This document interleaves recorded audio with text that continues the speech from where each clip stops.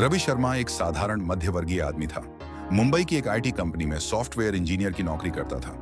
वह बहुत मेहनती और ईमानदार था। अपने माता पिता का इकलौता बेटा था, इसलिए उस पर जिम्मेदारियां अधिक थीं। जब रवि की मुलाकात नेहा जैन से हुई तो उसे लगा जैसे उसकी जिंदगी का सपना पूरा हो गया हो। नेहा एक आधुनिक सोच वाली, सुंदर और पढ़ी लिखी लड़की थी। एमबीए पास, तेज दिमाग और स्टाइलिश व्यक्तित्व। उनकी मुलाकात एक शादी में हुई थी, जहां नेहा उसकी कजिन की दोस्त थी। रवि एक ही दिन में उस पर फिदा हो गया। कुछ ही दिनों में दोनों के बीच बातचीत शुरू हुई और फिर छोटी सी प्रेम कहानी आकार लेने लगी। 4 महीने की बातचीत के बाद दोनों परिवारों ने शादी तय कर दी। रवि ने सोचा, मुझे जिंदगी का सच्चा प्यार मिल गया है। शादी हो गई। पहले 6 महीने सब कुछ एकदम सही था। नेहा हंसमुख थी, सबसे प्यार से पेश आती थी। रवि हर दिन ऑफिस से जल्दी आता, उसके लिए गिफ्ट्स लाता, डिनर पर ले जाता। लेकिन हर कहानी में एक मोड़ आता है। भाग 2, बदलते रिश्ते। 1 साल बाद रवि का प्रमोशन हो गया। उसे एक नया प्रोजेक्ट मिला जिसमें देर रात तक काम करना और बाहर शहरों में ट्रैवलिंग करना शामिल था। वह खुश था कि उसकी आमदनी बढ़ रही है और जिंदगी सुरक्षित हो रही है। लेकिन घर में कुछ बदलने लगा था। नेहा ज्यादा समय मोबाइल पर बिताने लगी थी। अक्सर हेडफोन लगाए रहती थी।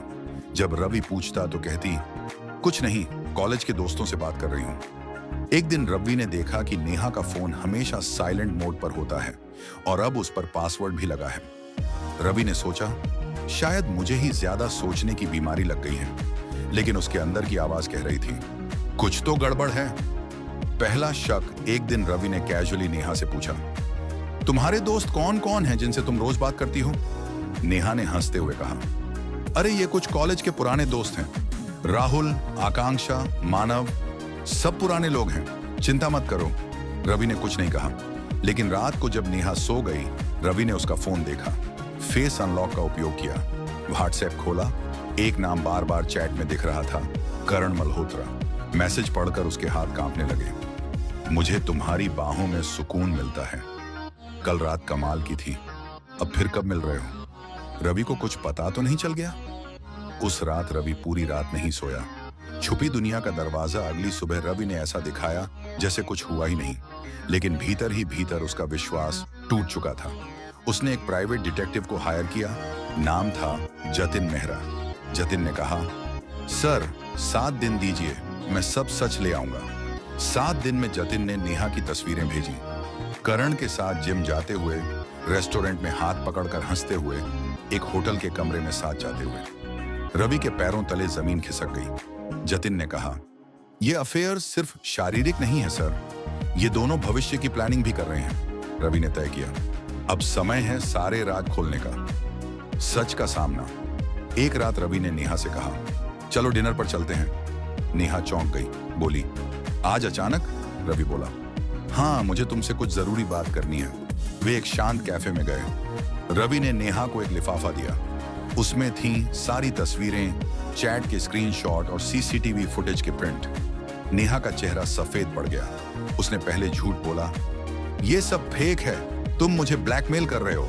रवि ने उसकी आंखों में देखा और कहा, मैं तुमसे प्यार करता था नेहा, लेकिन तुमने मेरी वफादारी का मजाक बना दिया। तलाक और नई जिंदगी। नेहा को जब पता चला कि रवि के पास सारे सबूत हैं, तो उसने माफी मांगने की कोशिश की। करण ने भी उससे दूरी बनानी शुरू कर दी। उसे लगा नेहा सिर्फ एक फ्लिंग थी।